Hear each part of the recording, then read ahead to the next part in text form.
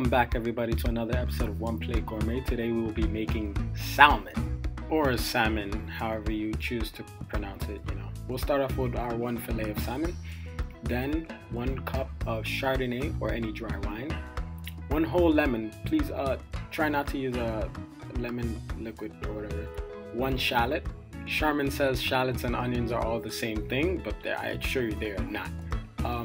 We'll use dill and 3 tablespoons butter. Salt, of course, to taste, and black peppercorns. Grounded, of course. First, we're going to start off with mincing our shallots. You want to get them to a very fine, really fine degree. Then you want to transfer them inside a bowl and begin to cut up our aromatics, which is our dill, of course. And then over medium heat, you want to just reduce that cup of Chardonnay with the shallots to about 2 tablespoons. Careful, this can easily turn from 2 tablespoons to nothing very quickly. So if you're not sure, just turn the heat down even lower or stop it for a few and just mix it around. Make sure you have about 2 tablespoons. Then add 1 tablespoon of butter and mix that in before you begin to add your 2nd tablespoon of butter.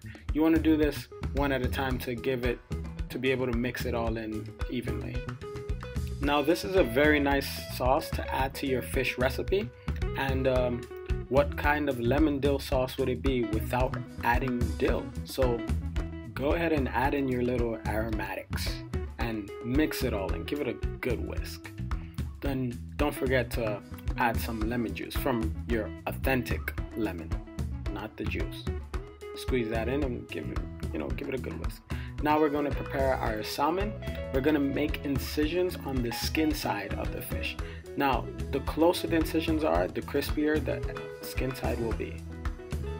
A lot of people tend to put flour on their fish just to make it kind of not break apart in the pan.